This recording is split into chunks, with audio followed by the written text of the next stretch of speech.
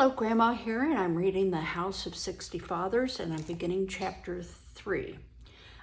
Tien Pao has drifted down the river into Japanese territory. He's passed by the village that he was from, and that village has been burned, and there are just shells of the houses remaining. He now has decided he's going to go, he's docked, run aground, and has gotten off the sampan. He has decided that he's going over the mountain, and he will carry the pig, but the ducklings are too much, so he has had to let the ducklings drift on down the river. Night in the mountains. They weren't hills, they weren't mountains, but hills or mountains, all that mattered to Tien Pao and the little pig that trudged beside him was that they were terribly hard to climb. The going down among the rocks and brush was almost as hard as the going up. The early dawn, when Tien Pao had shoved the dishpan with the ducklings back into the river, seemed far away and long ago.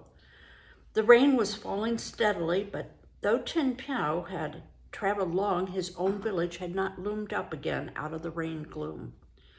For that one thing, the exhausted Tien Pao felt dumbly grateful. He hoped he had gone far around it. It must be afternoon. Tien Pao still clutched the bowl of watery rice, but he did not dare to stop to eat. He was hungry, he was exhausted, but he did not dare stop to rest. There were paths in the little mountains, but Tien Pao did not dare to use them. Coolies came down those paths, and farmers. Once, from his height among the rocks, Tien Pao had even seen a Japanese soldier hurrying down a distant path. And once he'd seen a woman like his mother. Even her walk had been like his mother's walk, tall, straight, and willow slim. His heart pounding, Tien Pao had watched her, and everything in him had wanted him to run down to her, to tell her what had happened to him, and to ask her what to do. But he'd kept his distance. He'd kept himself hidden while he watched her out of sight. He still did not trust himself to go among his own people. He did not know whether it would be safe in this country that the Japanese had taken over. Perhaps the Japanese soldier would have paid no more attention to him than he had to the other Chinese that he'd passed on the path, but Tien Pao did not know. In the late afternoon, Tien Pao suddenly could go no further. He broke into cold sweat. His legs trembled under him. He was nauseated with hunger. He'd reached the top of a round, grassy hill. There were a few sheltering bushes, and he crawled behind them. He had to eat, had to rest. He dug his hand into the rice bowl and gulped a choking big mouthful. Glory of the Republic, that's the name of his pig, began tearing at the grass. Tien Pao dug his hand into the bowl again, stuffed his mouth full. Again, his hand went to the bowl. He pulled it back. There was only a good handful of rice left in the bottom of the bowl. He mustn't touch it, mustn't eat it. He mustn't keep looking at it. It had to be saved for one more meal. He heard voices. He peered through the bushes. A group of boys and girls were coming up the hill with baskets on their backs and grass knives in their hands. They came slowly and weakly, like old people. They even looked like old people. The skin was drawn like paper over their cheekbones. The children stopped halfway up the hill, put their baskets down, and began sawing at the sparse grass with their hooked knives. These children ate grass. They stuffed whole handfuls into their mouths before they put as much as a blade of grass into their basket. Then one little boy began to eat mud. And I have a picture of these children.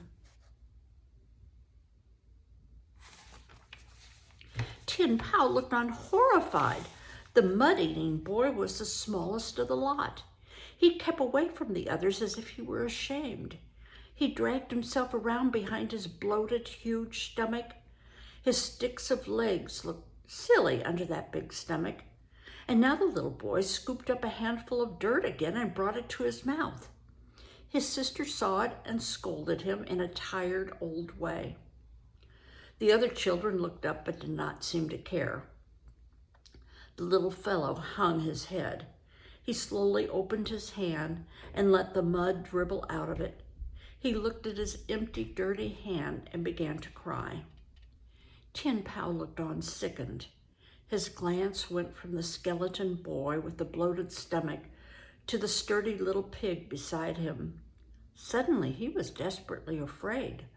Glory of the Republic was food.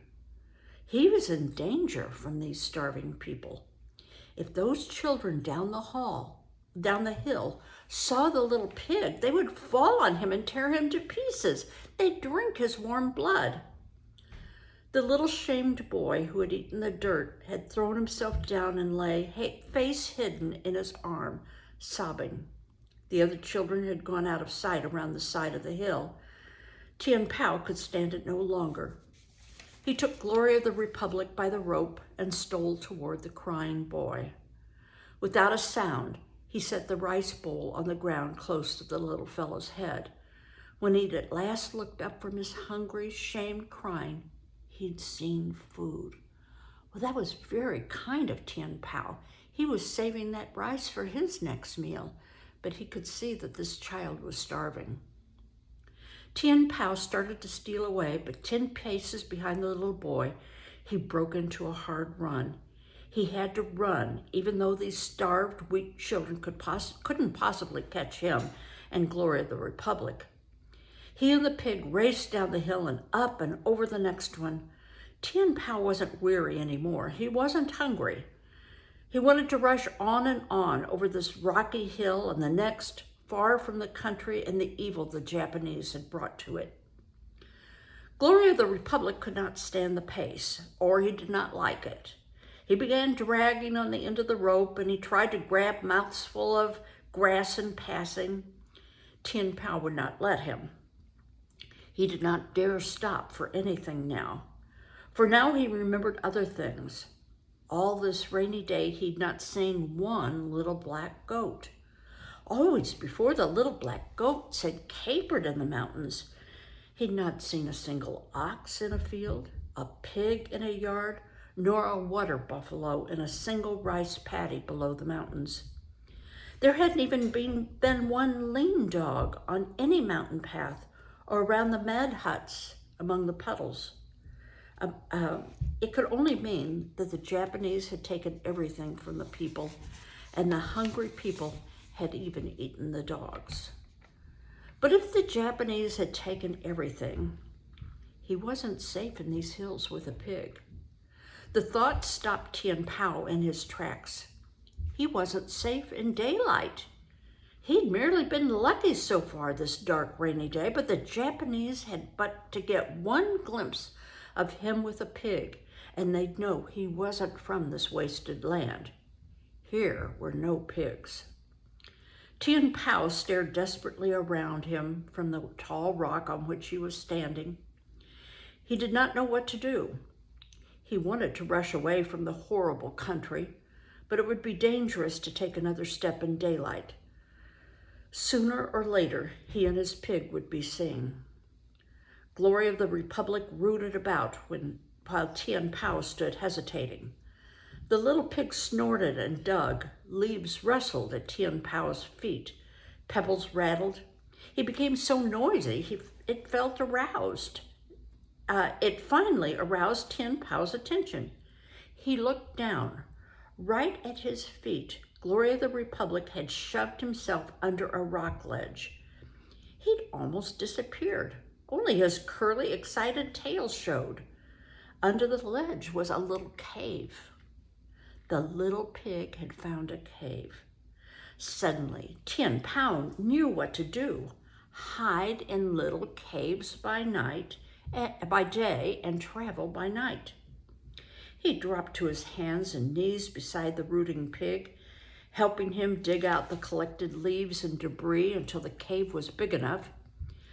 After a long look around to see that no one had observed them, Tien Pao squirmed into the opening with Glory of the Republic. It was a narrow little hole, But Tien Pao reached out and scraped all the leaves back into the entrance.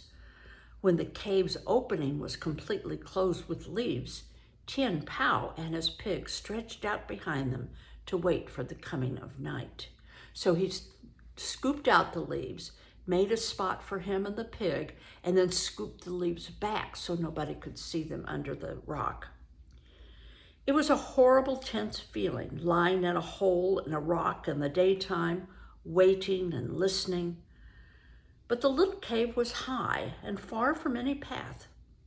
Gradually, as not a single sound penetrated the wall of leaves, Tien Pao began to feel safer.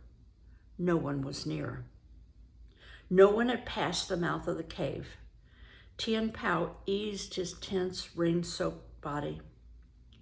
Gradually, a little warm light began filtering through the leaves. The cave was becoming snug, warm almost, but warmth, light. That meant the sun. The sun must have come out after all the days of rain at last had stopped. Outside, the sun was shining. The comfort of sun warmth, the stillness, the waiting brought a new sick gnawing.